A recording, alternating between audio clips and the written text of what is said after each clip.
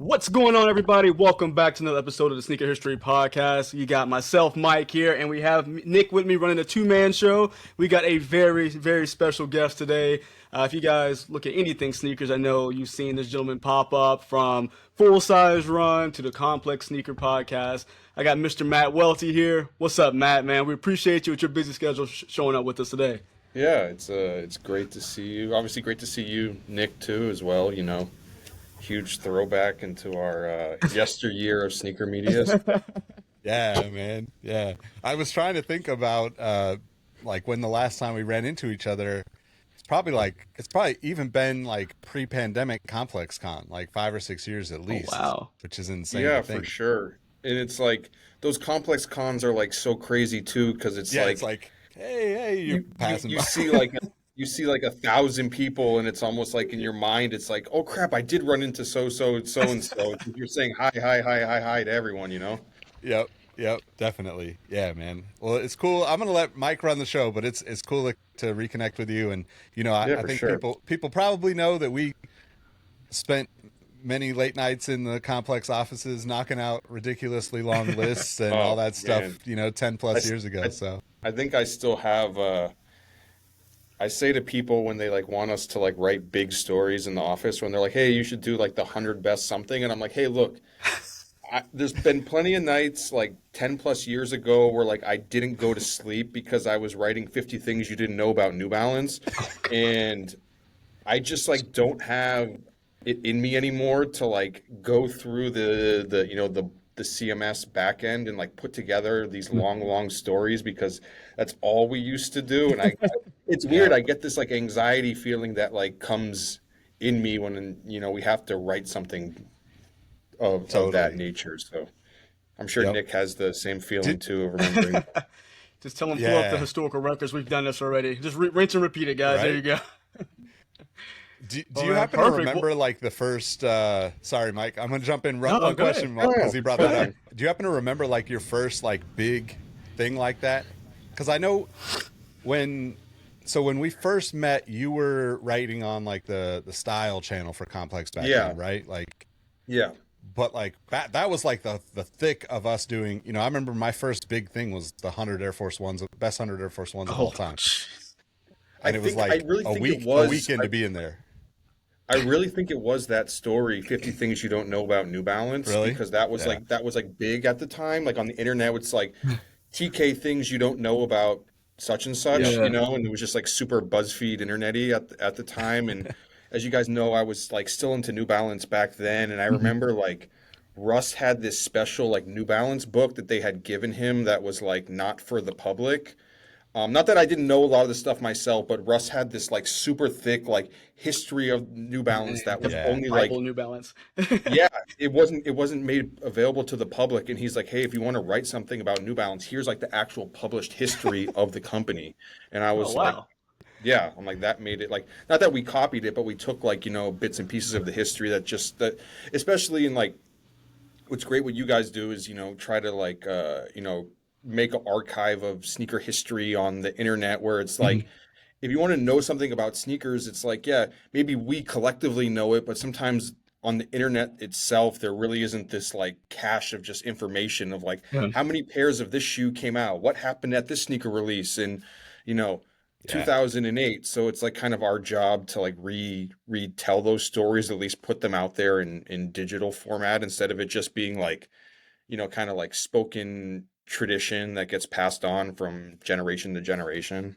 Yeah, Yep. it's like folklore almost. I mean, you talk Yeah, about yeah, for stuff sure. like the Galaxy phone coming back for everybody who was into sneakers in 2012. It's like telling this tall tale of someone selling a car, or trading a car for a shoe, and mall riots. So it's cool to have it written down, to have this, like I say, this reference point to actually point back to.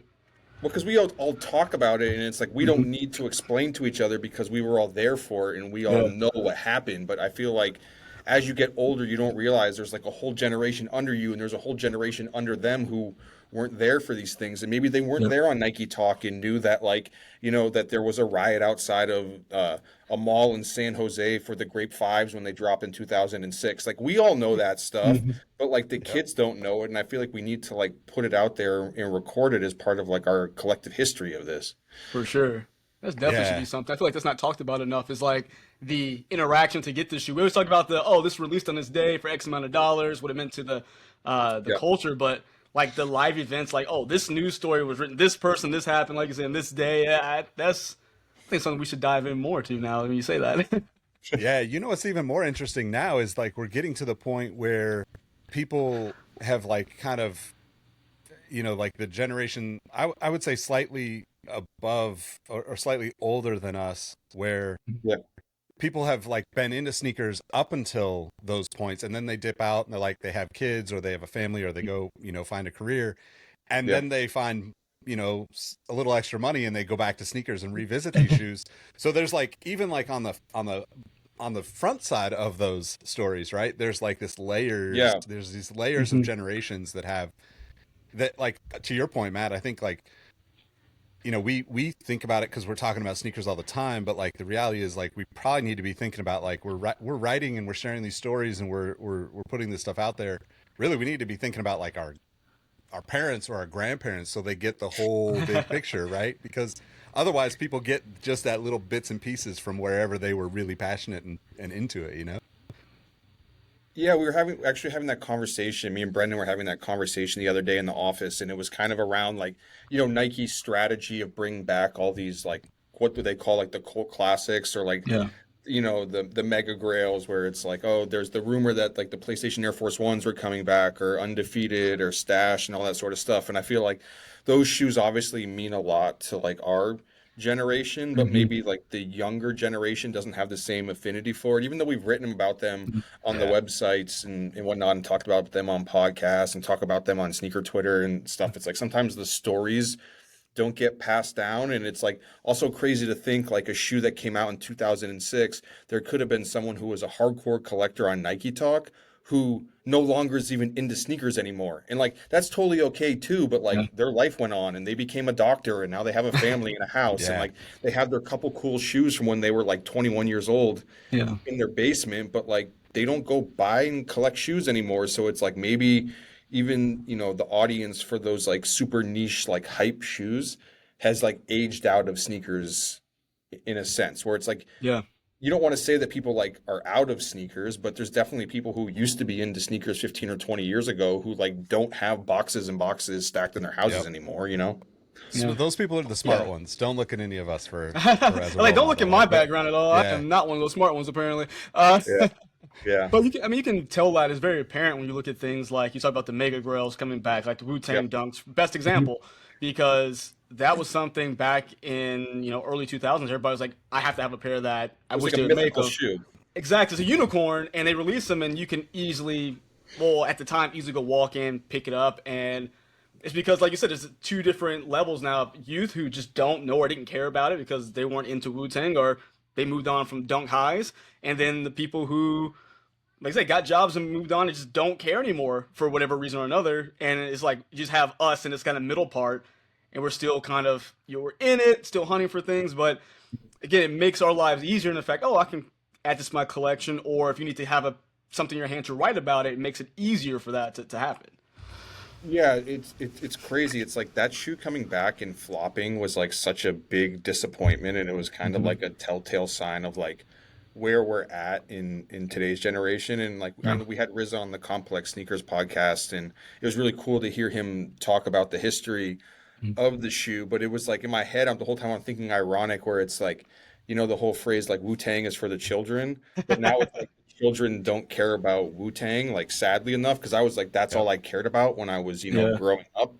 But it's just like the irony of the situation where it's like, and I've said it before, where I think Nike's like better served for this generation, making the new grails like Cortez 95s, Kids of Immigrants, Air Max Sunders. I feel like Yeah. those are the Stash Air Max 95s or the Pigeon Dunks, not maybe the hype isn't to the same level, but like that's what this generation's going to remember as like the hot shoes that they like needed to get. For sure. No, I agree with that. That's something that it just changed. Like everybody's taste of change, and it's funny. So, Matt, when did you start at Complex? I started as an intern in 2012. 2012. Okay. Yeah. Nick, As a when did you start? I was there a little bit before Matt, so I think I moved to New York in 2011. Okay. Um, So I mean, so Matt, like you probably remember this. Like I signed up for Complex Sneakers on my phone. You know, like we didn't have those accounts when I started, and like I think you started right after that. So like we had just broke it out into we also had like the sneaker report was like a part of that. I think like we Yeah, had like the kind of three things going when they acquired Soul Collector, and but yeah, like it was such a different time, because it was like yeah.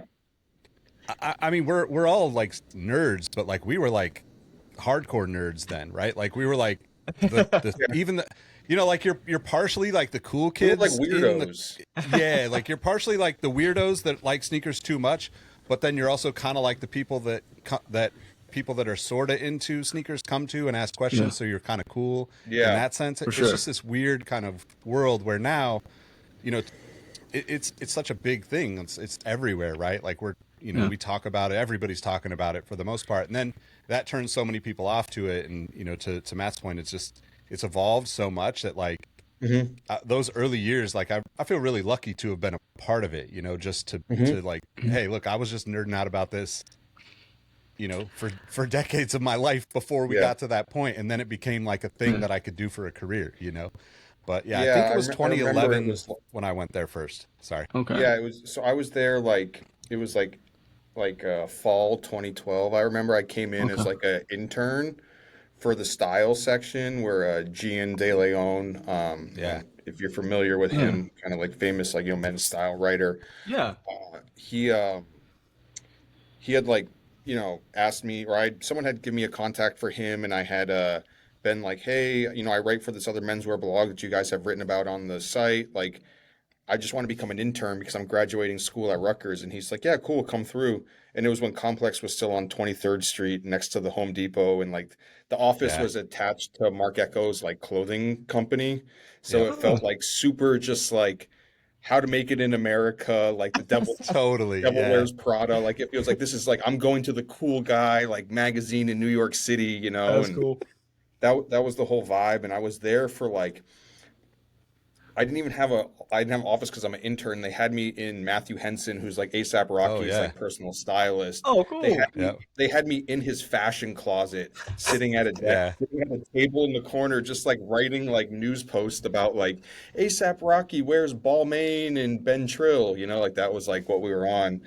And I think I was writing a story about like the most stylish R&B groups from the 90s. It's like super complex sort of style. And I forget which group I was talking about, and one of the guys was wearing Air 180s, Okay. and it's like the Air 180, it's not the Air Max 180. And I Yeah. always thought it was Air Max 180. And I Hmm. remember Russ Benson and Nick had like an office together that you guys shared. And I asked like Noah Johnson, who was the editor of the style team at the time, I'm like, Hmm. do you know? And he goes, no, but like he's like, go ask the sneaker guys. So like I don't know Russ or Nick like personally at all. And I'm just Yeah. like an intern. I think I'm like 26 years old at the time or something. So I was a little bit older, but I was like just Hmm. kind of like nervous. And I walk in and I'm like, hey, I got to ask you guys a question. Is it Air 180 or Air Max 180? And Russ is like, why are you asking me this? Like he's like, what is this for? Why are you asking me this? Like, just like, typical, like, what you'd expect from Russ.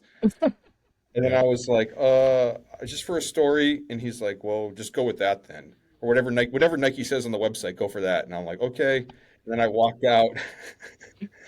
And Yep. then I think like Nick had like talked to me after or something. And then because I worked at Foot Locker for like 8 years before that. And I used to Yeah. work Yeah. at Dick's and I used to work at Timberland. I had all this footwear retail experience. And like the people at Complex told me that they were more impressed that I worked at Foot Locker than me writing for a menswear blog. And I was like, wait, what? Like Oh, all right. Yeah. working in the sneaker store is viewed as more valuable experience than actually like the stuff I went to school for, which was like Right. this weird thing. And I then Nick mean, was like, "Oh, you know sneakers?" And I was yeah, like, "Yeah, as soon as I I really know found out you worked at sneakers." Foot Locker, I was like, we got to get this Yeah. guy on the Yeah, sneaker and squad you're like the over golden here. goose because of that. I'm sorry, you did what for 8 years? Come on down. Like, Yeah, yeah. I like had a journalism degree and I worked at Foot Locker, so people were like, just "Oh, wow, you can like boom. write, you Yeah. can do this." So you had like hit me up and been like, "Hey, do you want to just write some posts in the morning or something like that?"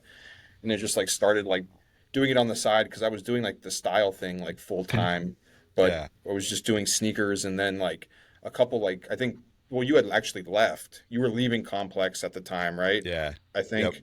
Not long And after that. I Gerald think I. Flores was coming in Yep. to Okay. be the editor, and they were just like, "We have openings. Like, do you want to just work for the sneakers team?" And I was like, "Sure." Like my first real job, and Well, that's so the question I have for you, the reason I asked when you started is because at the time, like we talked about, sneakers were Mhm. more niche, more cultish, like cults, like hey, small people like Yeah. sneakers in certain ways, like would be New Balance, Nike, you fill in the blank.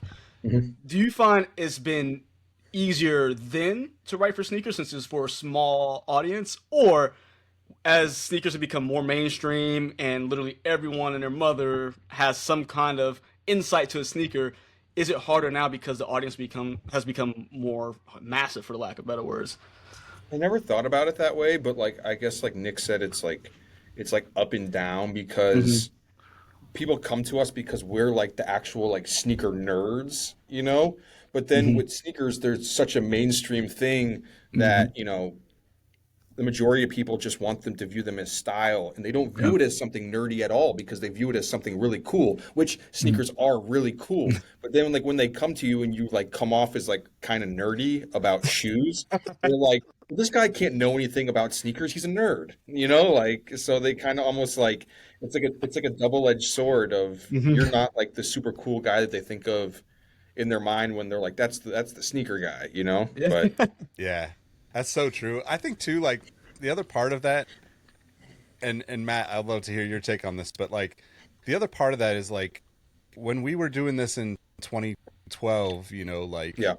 we didn't have to be face on camera. We didn't have to be Hmm. doing the little green screen cutouts on Instagram to promote the Yeah. shows. Like I worked a ton on Quick Strike and, Yep, yep, yep. like, but yet like I was never on camera. Like my name is in the credits and stuff, but like Yep. I didn't really want to be on camera back then. I was like, I like I like the like kind of the strategy and the organizational aspects of like a content group creating Hmm. stuff and being a part of that. Yeah. But like that was also one of the things that was like really, like you remember Jack Irwin, like, Yeah. was one of the tough conversations that I had first thing was kind of like, oh, we want you to manage the sneaker channel. And I was like, I just want to write, like I love writing. Like, Yeah, yeah. and You don't Jack want to was like Jack. do all like busy Yeah. work.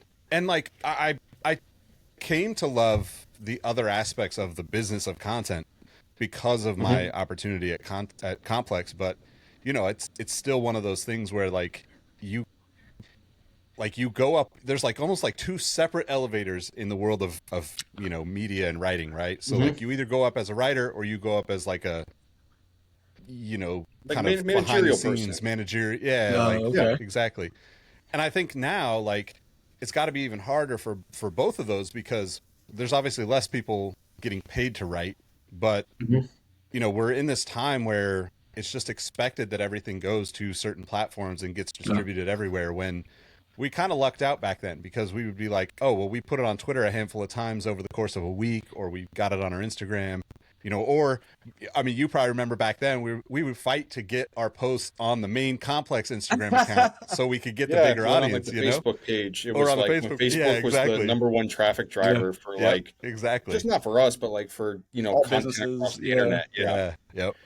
Yeah, I mean like that era was like crazy because it's like I started, full time at Complex at 2013 and just like writing, like just doing like small news posts or like writing stories about like how to pin roll your jeans with sneakers, Yep, like What a yep, time. What a yeah, time. yep. 2014 era. But then like I feel like I had a whole career before the majority of people who like know me for like my career Mhm. before that because I was just like a writer on the internet and it's like I have interviews with LeBron James and Kobe Bryant and like all Mhm. these like big people, but they were just like text interviews, Yeah. on like the platform. And at the time, it's like not that I don't think it was great, but it was like I feel like maybe with the writing stuff, it can like only take you so far. Yeah. Because especially people read less and less these days.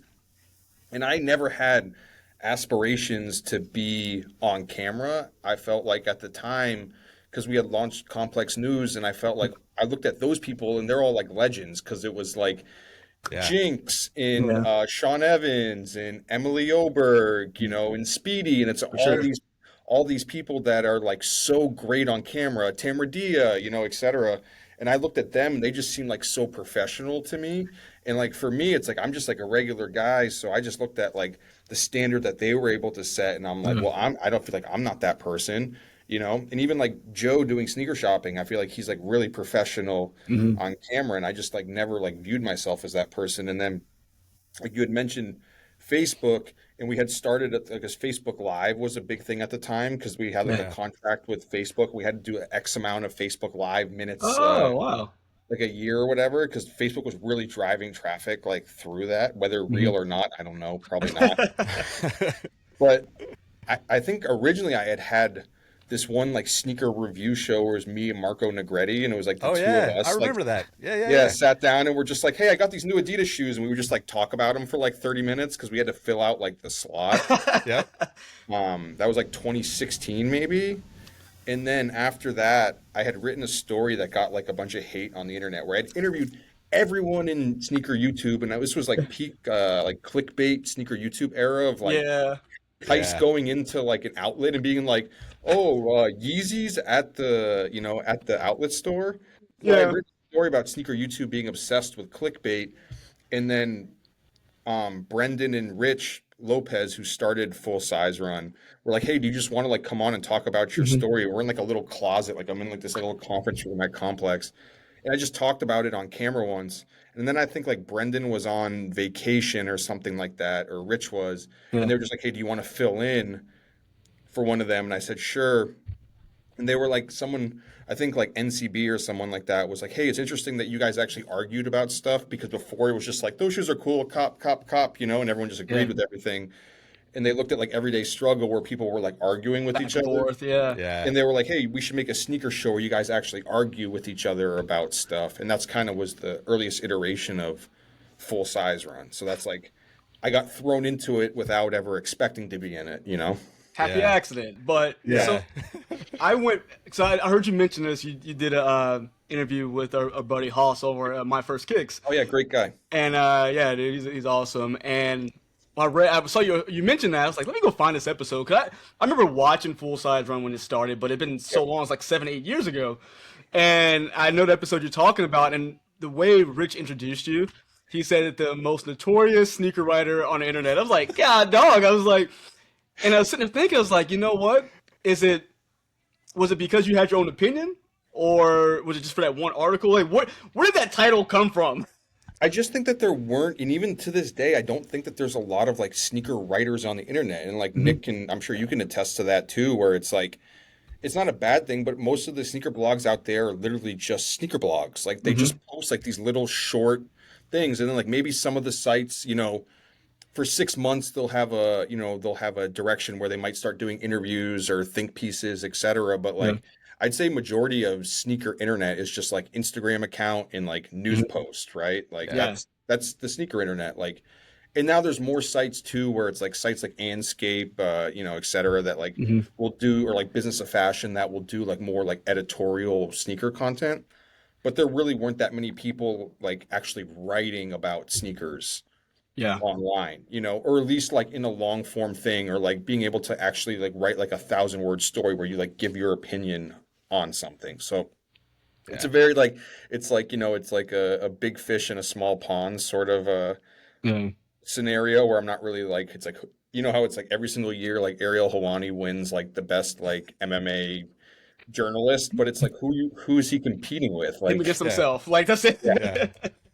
yeah. Are, So I think too, like the other thing that I always admire about you that you do really well is like you're not tearing things down just to tear things Mhm. down when you have a negative opinion on them. And I think that yeah, is something that is completely missing in the sneaker space, right? Yeah. And like I would also say that Brendan and Russ and there's a handful of people that can do that.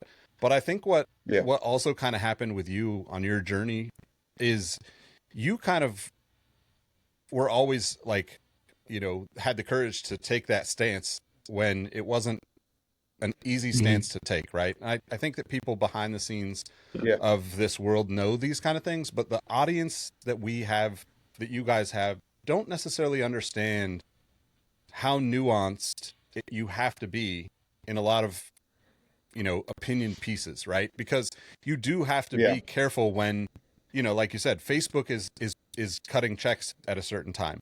Well, how many I've shit on Facebook for a decade plus, so like I'm not going to be able to write a piece about Facebook politely, and I think that happens in sneakers too, right? Like, and unfortunately, like, to your point, you get these other kind of, they've popped up, there's dozens of them that have come and gone over the years where it's like, oh, cool, we're a new Yeah. sneaker blog. And it's like, nobody really understands how difficult it is to blog consistently and write consistently about sneakers. Like, it Yeah. is super exhausting if you're doing that every single day and having substance and opinion and conversations that matter, And I think that was like the thing that I always admired about you, which I think that the internet kind of took you and like villainized you in a lot of ways, and then you leaned into it for a lot of the episodes. Well, I think a lot of that not, too not was villain, like, but like, you know what I mean? no, I get what you're saying, but I also think a lot of that was like creative, like editing too, on on full size totally. runs,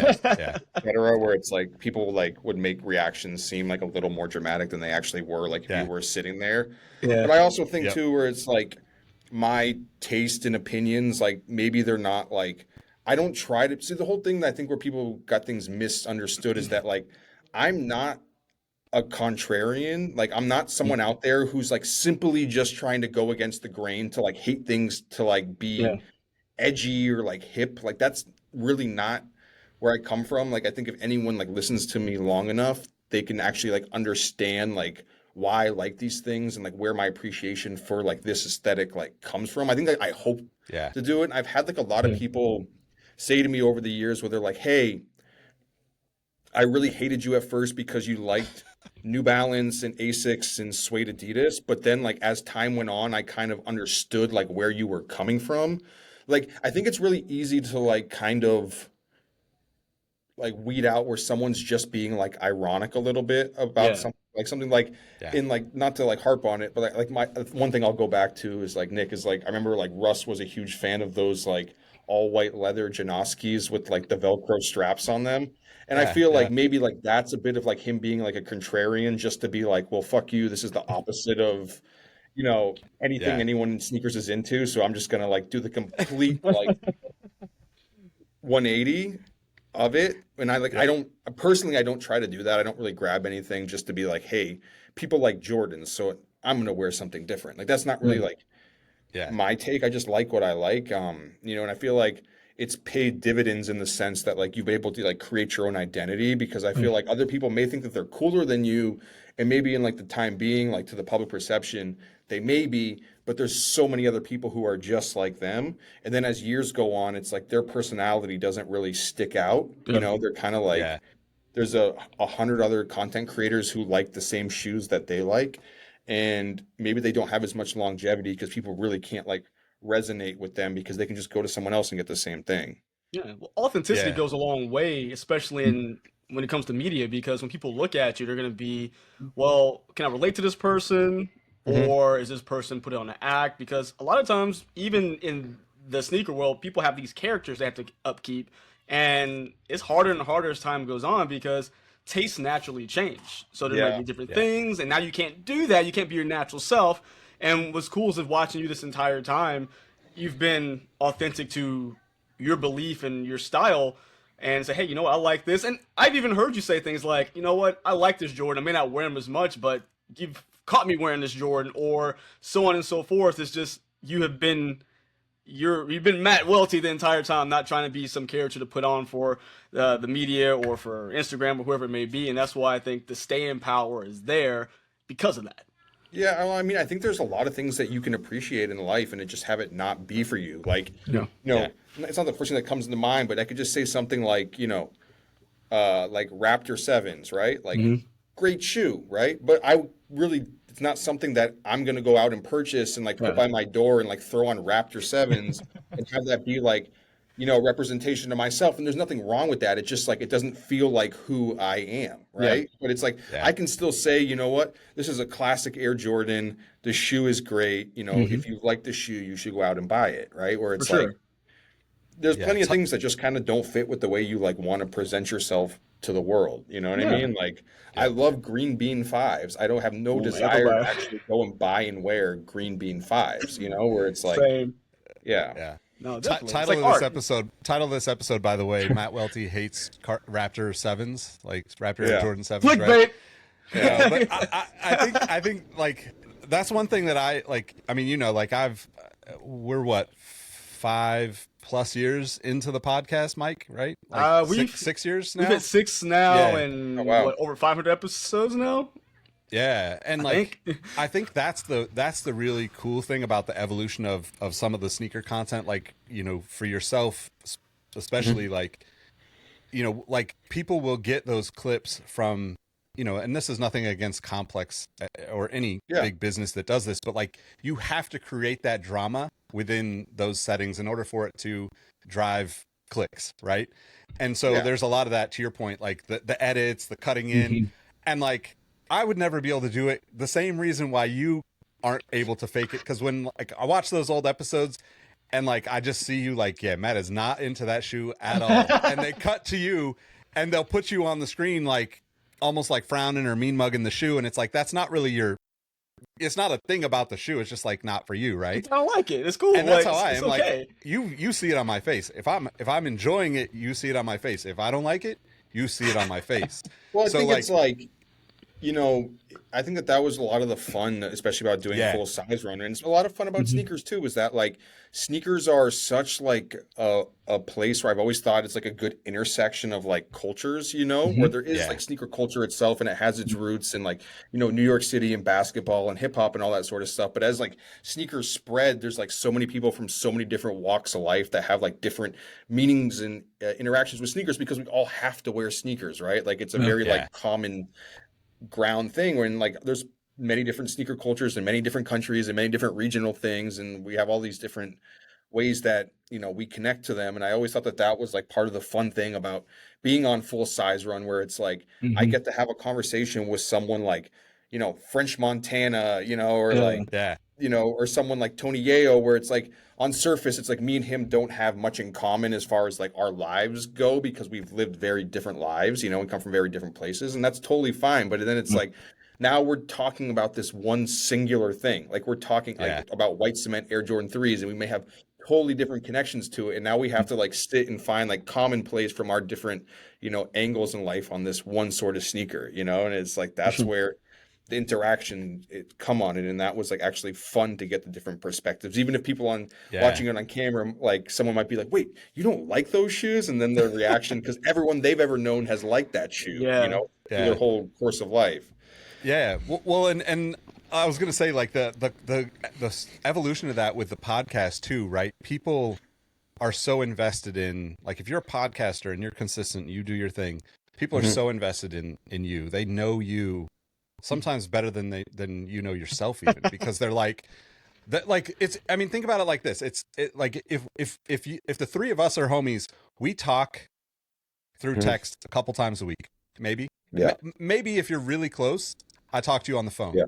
But like the person that listens to our podcast every week literally hears us in their ears for an hour, 2 hours a week at times. Yeah. So they have a much deeper connection to us, and they get to know us so much more than, like, not to say that the writing was bad or any of the things that we do on this, like, content and storytelling is like the big picture, right? But like with podcasts, people like really get past all of the stuff, and they get to understand all of the nuances of us as individuals in a way that like most other platforms can't do, right? Like you'll get a clip on social, you'll get a little bit more on a YouTube video, but like when you sit and listen to somebody talk for an hour, I'm saying, I say stuff on here and I'm thinking, man, I probably said this 100 times on this show or something. Like I always think you always feel like it it starts to feel familiar to you and good, but then you're like, that's because I've already told this story to someone. Yeah, exactly. Like it's natural reaction though. Like people get that. People get the natural, like, oh, I feel this way about that, this. I mean, we go on tangents about stuff that has nothing to do with a sneaker. and people know our Eminem preference at this point. You know, it's like Yeah, yeah. it's something like it's really cool because in writing, which that's how I started with Nick was writing, and it you don't get that because it goes through editing, it Mhm. goes through making sure I get this point across. But here we have a thing we're going to talk about, a set list, and it's like we go off the rails somewhere and people get to know that personality, which is I think really cool. And I think same with you guys, Matt, like you guys will go on tangents on certain like something different. Yeah. They get to know you guys more, and I think that's really cool just as a better way to get people invested into your medium, whatever that may be. Well, I guess I Yeah. forget what the phrase is for it, but there's like a term that they use when it's like when someone like say someone's like a fan of the of our shows, right? And they Mhm. feel like they know you so much because like they've listened to you like on and on, even though maybe they haven't like personally interacted with you. They have this like idea in their head of like who you are, but then like maybe you'll actually like sit down and have a conversation with the person, and it's so weird because like I don't really know them that well, you know, because it's just like Yeah. my first time like interacting with them, but they've like feel like they've interacted with me like 1,000 times in the past because Yeah. they've watched the podcast. So they have this like image that like they know me already, but even though they really don't, you know, where it's like this Yeah. weird like imbalance of like interaction. I always thought that that was like an interesting concept, but That's true. I didn't think about that because I have people some like message me and they'll have this conversation and like they're super comfortable. And I'm like, it's not that I have anything against this person. I just no, no, but you don't don't know them know yet. you, and It's like they know you. I'm trying to meet you there because you got a head start on me because Yep. I don't talk to you an hour a week like Nick said. They just kind of get Hmm. this insight into your life for X amount of Yeah. time per week. It's really interesting when you think about it that way. Yeah. Yeah, I mean, I think too, like the best thing in this like evolution of sneaker content is like people don't just ask you for free shoes the way they did like 10 years ago, you know, like because that's people were like, oh, I know you because I see you all the time, and I'm like, I hope that I remember your screen name, but like, you know, like if you haven't like DM'd me or like got my phone number, like do I like how much do I really know you? You know what I mean? Like it's a fine line between like you know being out there, like you kind of like are a little protective. And I Mm. say that to bring up one thing, and I was going to ask you Yeah. like the worst like backlash that I ever got when I was at Complex was when we were kind of making, Russ and I used to make fun of sneaker culture and then Oh yeah. basically be like, it's us. We're the ones doing the corny shit, you know? Yeah, I Um, think he did like it was like 10 signs you're like a corny sneakerhead or something like that. Or like yeah. And the I last always one remember was, he said like 10 signs you're a newbie sneakerhead, and like I don't know why this one blurb always sticks with me, and it's like you tried to eat the silica packets. Oh God. that's the most Russ line ever. You know how it says do not eat on Yeah. like the on the Yeah. packet? Yeah. Poison. Yeah. Yeah. Yeah. Speaking of clickbait, I'm glad that is not a clickbait YouTube video that made its way around. Yeah. Oh, don't give anybody any Yeah. ideas. Yeah, No, that would have gotten TikTok banned even faster if they found out kids were dying from eating silica packets. What it's like the what you call it? Was it Tide Pods? People were Oh, eating. It's yeah. like let's put that in the same like category. Yeah, Man, but I mean, it got pretty crazy at times with some of the content that we were putting out because, like, we just I don't know, we were having fun with it. We were always making fun of ourselves and like, I mean, Russ, like, I think all of us that have worked with Russ really love and appreciate him, and he's Yeah. like this, like, He's one of a kind character. totally. And like, I grew up reading his stuff, so like, for me to like be able to work with him and sit in the cubicle with him was like crazy. Like, this is like 17-year-old Nick's losing his mind because he just moved to New York and like couldn't figure out how to get in the door and had to ask somebody and like all this crazy stuff. But like it was always like in the making fun of ourselves kind of way, right? Because it's like you have to be super nerdy to even understand what we're talking about. Like you have to be like kind of a goofball about all this stuff for it to be fun. And I think like people always they take things wherever they're at in life, but Yeah. like there were so many times where you'd get messages. I mean, I got like people telling me not to come to their city, like What? like also, oh yeah, like all sorts of crazy stuff. But like it was just like I don't know, like I'm not doing anything, nobody's doing anything like Harmful. violent. We're like trying to just entertain people and educate people and have fun with it. And I'm curious how that part of the job has evolved for you, because like you said, you kind of got that reputation for a while on the internet that like you were the guy that was going to be the contrarian somehow. How has that changed over the years? Because to me, it seems like since you guys have the podcast and since you guys have like this whole suite of you being out and doing stuff at ComplexCon publicly now pretty regularly over the last few years, like people really get the chance to get to know you like the way I knew you. And, like I appreciate who you are. I think you're a good dude and I like you, and I think that's like a cool thing. But like, do you still get a lot of the pushback on all that stuff?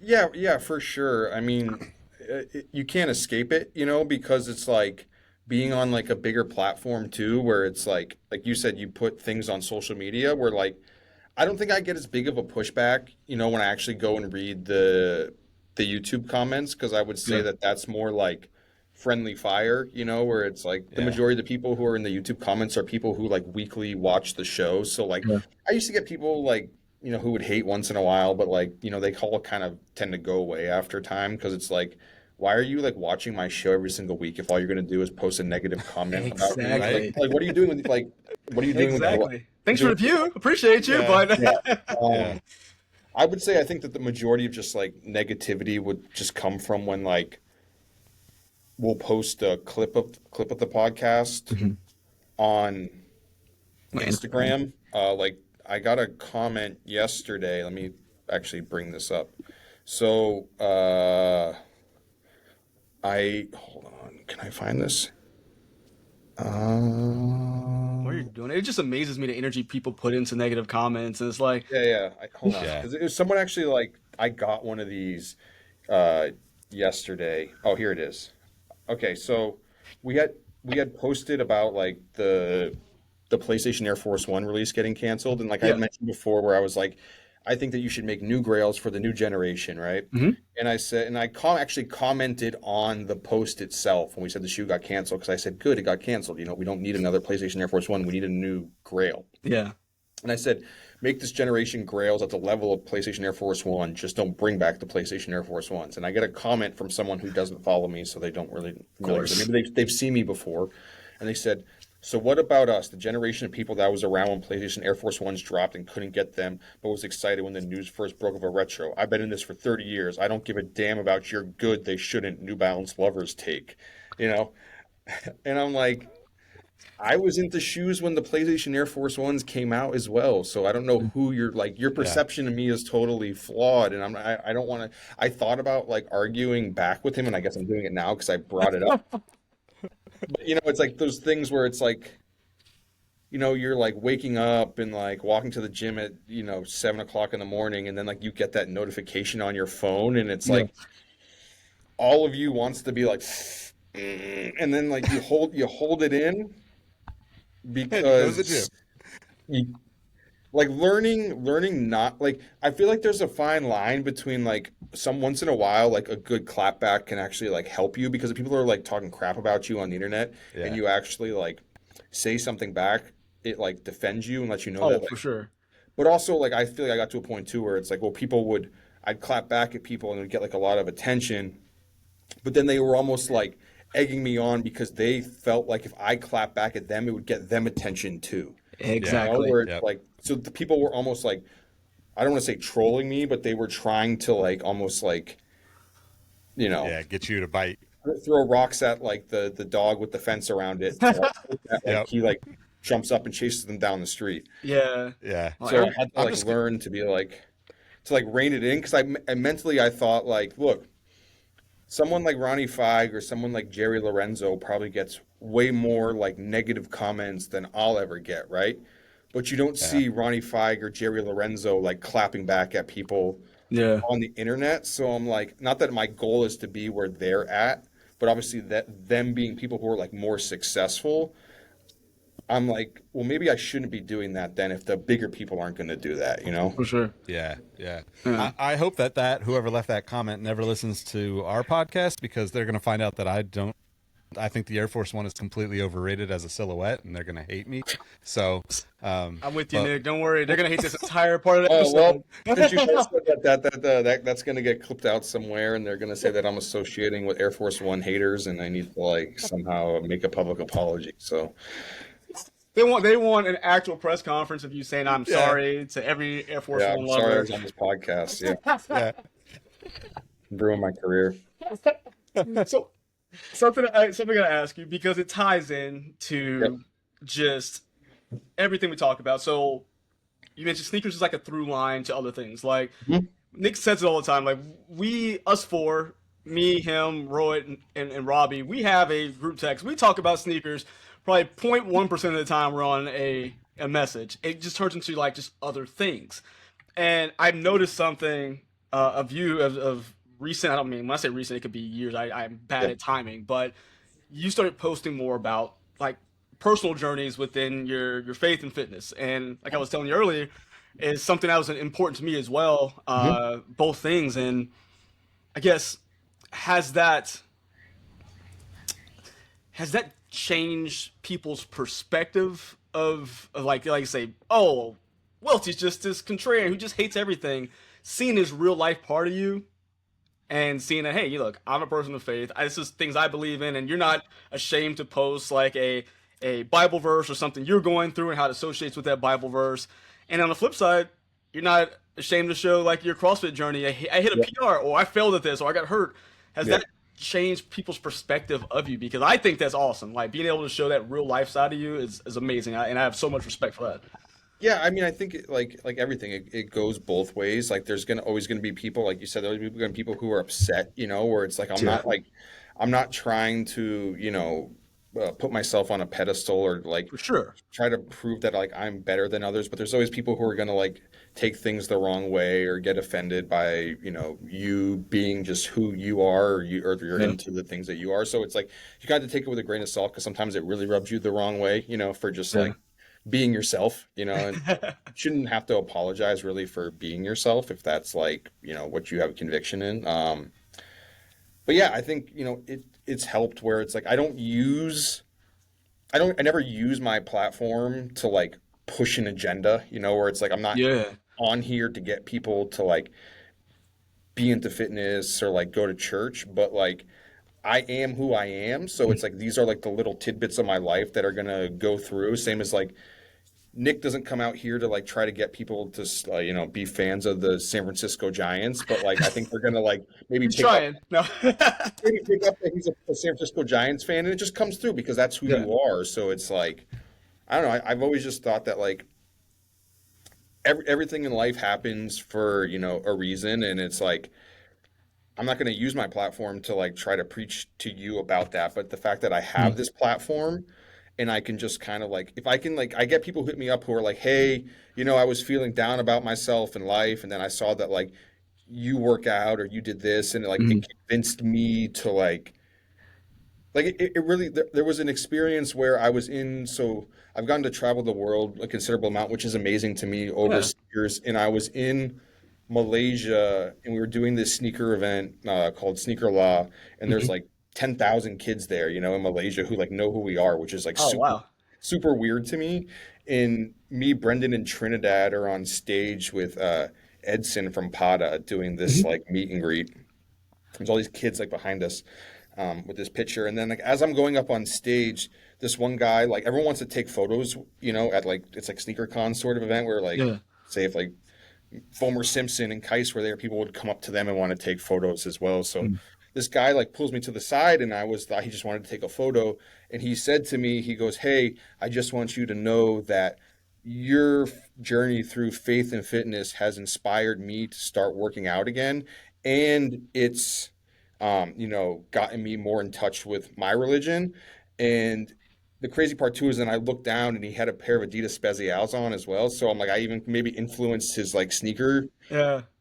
taste. And I'm like, man, I feel like all of that had to happen for a reason, where For it's sure. like, I Absolutely, feel like yeah. working in sneakers for so long, it's easy to get like, obviously we all want to be like huge sneakerheads. Mhm. And that's like, we've been so like blessed to have like sneakers be the thing that like we've centered our careers around because like how awesome is that, where it's Yeah. like, you get to work with sneakers. Like that's so cool, man.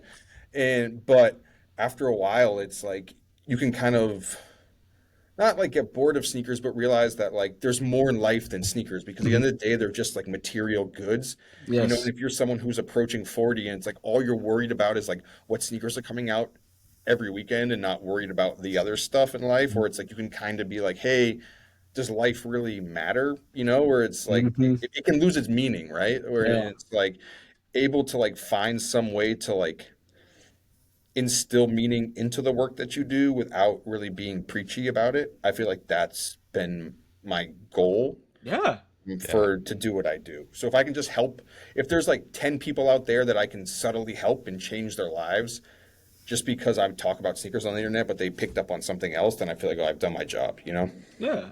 that's amazing because a lot of people don't think that because I have a real strong belief that when it comes to the platforms that we're able and Mhm. blessed to utilize, it's like we can't just always take from it.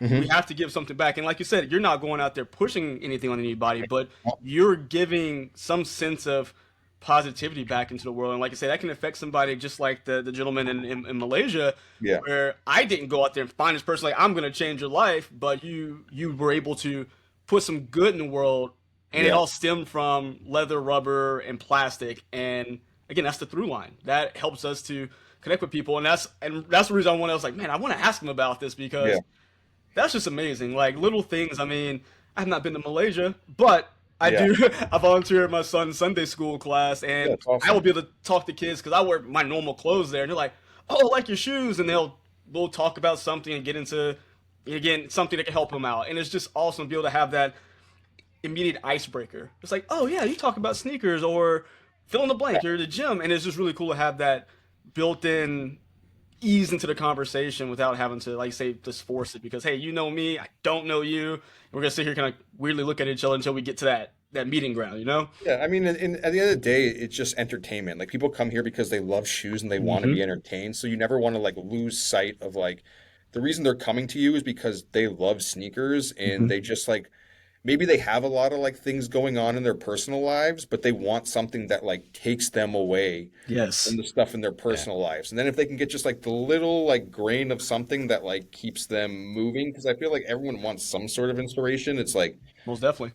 I don't know, why not do it, Or it's like, and I feel like we've all gone through this at one point or another where it's like, recently I got rid of like 100 plus pairs of shoes and like, Mhm. you know, not downgraded, but like just gave away a lot and just like Yeah. kind of purged a lot of my sneaker collection and it just made you realize is like as time goes on, it's like all the sneakers you have from like 20 years ago, it's like you're never going to be able to wear these again. And it's like okay to part with them. Let And them it's go. that was the hardest thing for me. It's like I open up boxes of Air Maxes from like 2008, 2009, and I'm like, man, I just like I want to hold on to this because it's from the era that like I love sneakers so much in. Like Yeah. I can't just hold on to this forever because one, I can't wear it, and then it's like two, it's just like you feel like you're getting to the point of like being a hoarder. Yeah. Yeah, Totally. I know what that looks like. I'm like, man, every time I get on this podcast, I look behind me and like, this is a problem. It's like, I try to give them away. I Yeah. think Nick's the same way. We try to give away as much as we can, but it's just like, it is just a revolving door of things in Well, and there's out. there's Well, certain things that are gonna it's be sentimental. Like Nick, you have the yeah. Opium 180s behind you, and I know that's Yeah. like a shoe that that you're like really passionate about. But I'm sure you've also like I've seen you like you've given away a lot of shoes too, Yeah. like over the years, where it's not like you're trying to do it because you're like I want to feel like a good person because I gave away sneakers, but you just realize you like walk into a room and there's 300 pairs of sneakers, and one it's like overtaking your life, and you don't ever want sneakers to feel like they're a burden to you. But then when Oh, you're they like, are though.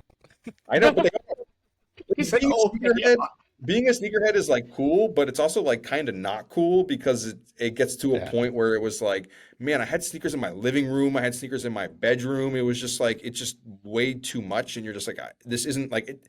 It's actually like bringing down my mood, Mhm. because Yeah. it's like you walk and your like house is cluttered because It's of invasive at a certain point. It's I'm Yep. swimming through shoes in my house.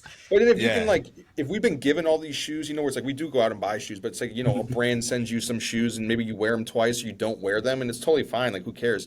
but then you're able to like use it to like give it to someone who's going to Yeah. appreciate it so much more. It almost feels like maybe you were given this shoe for a reason to like you give it to someone else and now they have a pair of sneakers, you know? Yeah, 100% agree with that. absolutely. Yeah, and I think too, like like kind of circling back to what you said about your experience in Malaysia.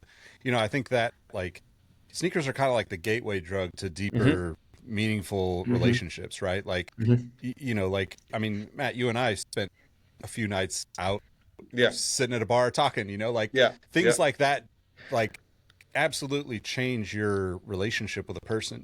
Like they give you such more perspective and like, I think like that to me is still like what I always try to come back to with all this stuff is like it's just stuff. Like I'm a hoarder. Like I have there's no way around it. Like I have a storage unit still. I have a house full still.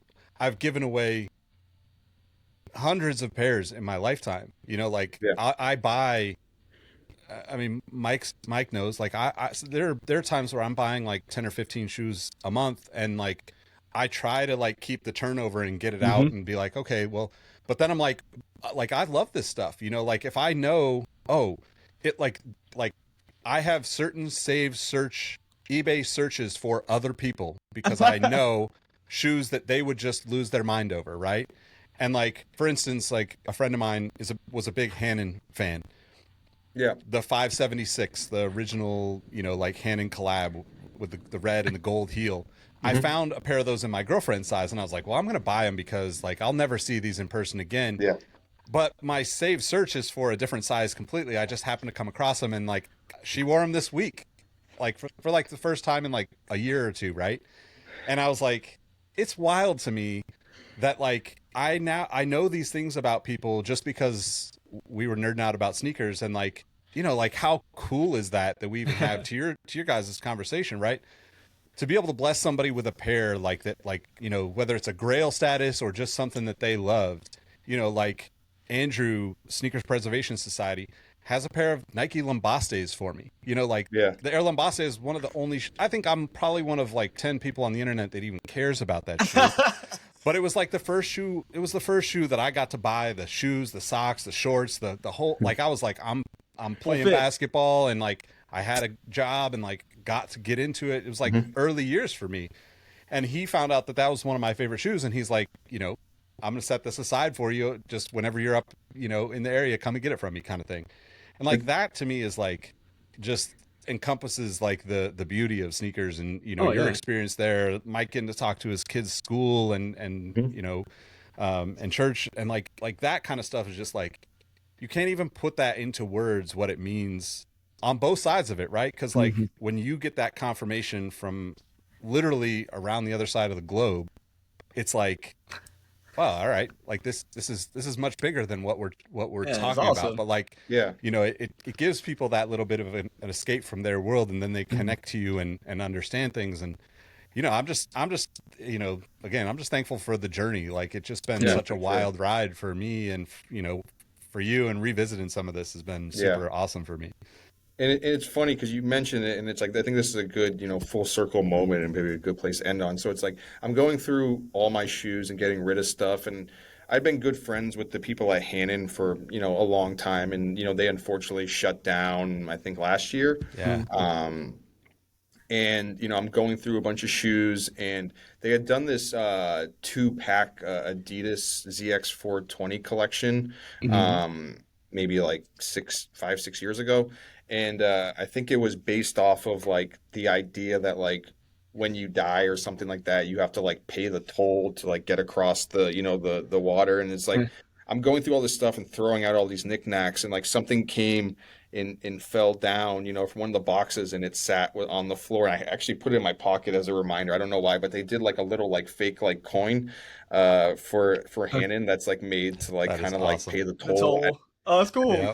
as you go, to the next life. But I don't know. I just put it in my jean pocket because I'm like I'm gonna throw out all this stuff, but this feels like a good reminder of like to keep on keeping on. So That's a good keeper. yeah. So, Yeah, man. Yeah, Awesome, man. that's a beautiful thing. It is. It is. Well, shoot, man. Like I know, Yeah. like we have talked about a ton today, and we appreciate it, Matt. Man, I know you're busy Definitely. out there. Um, I mean, if anyone didn't know, which would be silly, 'cause I'm sure they do if they listen to us, let them know where to find you, man. Yeah, just Complex Sneakers. You can go watch the old episodes of Full Size Run on YouTube. You can go watch new episodes of the Complex Sneakers Show on YouTube as well. A new episode coming out. Well, I don't know when this comes out, but comes out Friday tomorrow with Puneet Soul Supreme, where we talk about Oh, nice. Oh, cool. the what's going on with the sneaker resale industry. And Nice. actually, this is like just how crazy my day is sometimes, where it's like I wasn't supposed to do this today, but I'm actually going to be interviewing Stefan Marbury in an hour and a half. Oh, nice, man. I won't be on camera. It's like interviewing him like third. Oh, there you go. Oh, I thought you had Starberries for a second. I was like, Nick. It's the and ones. Like this was like the I remember signature those. shoe, you know. Like I Yeah. pulled him out today because it was his birthday, and I was like, we did a little thing in our Discord where people like the guys will come up with a theme, right? And it'd be like, oh, it's Super Bowl week, so wear Yeah. a Super Bowl themed shoe. And this week I was like, well, it just happens that Thursday has like 4 birthdays. It's like Barkley, Marbury, Rihanna, and Kurt Cobain. And I was like, that's enough sneaker. I mean, Jeez. there's a good variety there, a right? laundry So like list we of can all things. find some stuff. So I pulled those out. That's so funny though. That's Yeah. dope. I mean, yeah. I mean, Definitely. look, that's another one of those things as a kid that you're just like, you just can't believe it. You know, like you tell 16, 17-year-old Matt that he's getting to interview Stephon Marbury. Yeah. Even if you weren't a basketball fan, like he was so You know who big he in New is. York. Yeah, you you know? knew Yeah. Marbury. So yeah, man, awesome. that's cool. Cool. Well, shoot, man, Matt, again, appreciate it, man. Y'all check out the Complex Sneaker Podcast. You guys check out, of course, us here at Sneaker History. Subscribe to both. And until next time, guys, see ya. Peace. Awesome. It's